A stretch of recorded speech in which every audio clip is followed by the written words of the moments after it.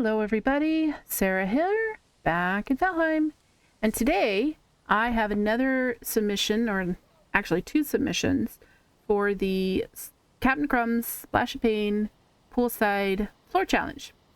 So I might quick show you how I did one. I'm not sure because I don't have it set up to do. But I can show you how I got the snap points and stuff to make it a little bit cleaner and why you need snap points for this one and why you need to do that process. So this is our floor. It is a beautiful herringbone. So the reason why you need to do the snap points, these rows here were done free placing, and you can clearly see that the wood beams are not straight. With the snap points, these rows over here were done with the snap points. It smushes them in just enough that you don't get the little bit of gapping from the weird shape of the wood. So let me show you why you need the snap points. So if the first thing you want to do is you want to put down your floor piece, okay, or what's going to be your floor, right? And you're going to take your door and you're going to snap it to a piece of wood like that. This is going to be whichever row you're on, and you're going to have to do this every row. And then you're going to snap the doors all the way down the length of the door or the floor to get these snap points all the way down. And then you're going to place your beam so that they line up with each other like this.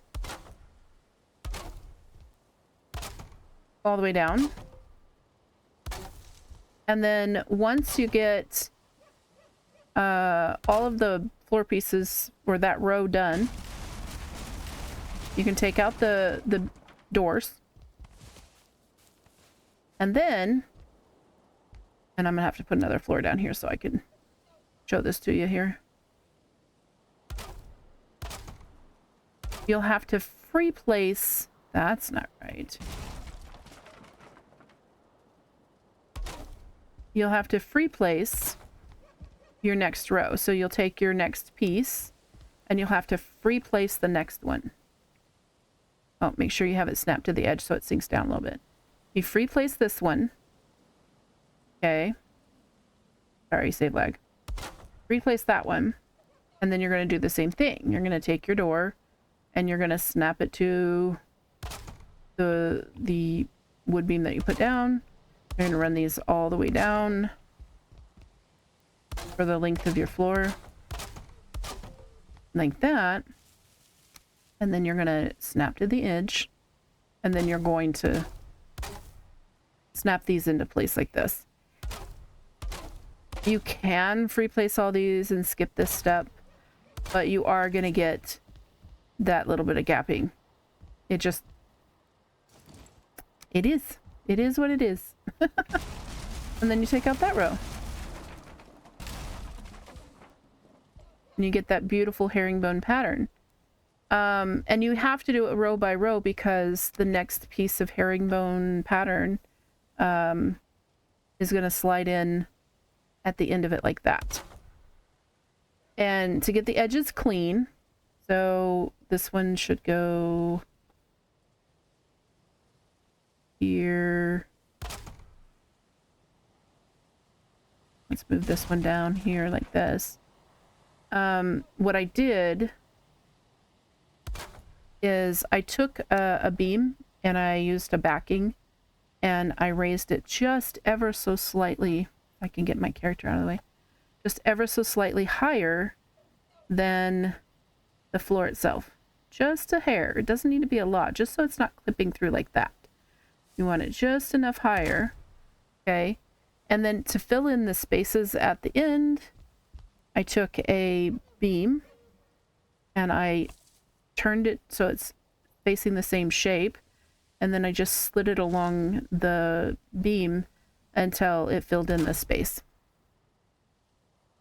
So that's how I did that. And it works just fine. Perfect? No, but pretty darn good. And so that's how I did that. And then the other floor that I have for the challenge is this one. I think it looks quite lovely. Quite lovely. And I love the contrast of the red with the black. I don't know. It's very classic. So how I did this one is I used the triangle pieces, right? Snapped them in, but I put down a couple of pieces of floor because I had floor here on the edge for snapping the herringbone one. And there was a Groston floor underneath of it. So I wanted them up a little bit higher, the triangle pieces, than the Groston. So I actually put down two floors. So I took two of these and I kind of layered them up on top of each other like that and snapped to it. So it gave it just a little bit of depth.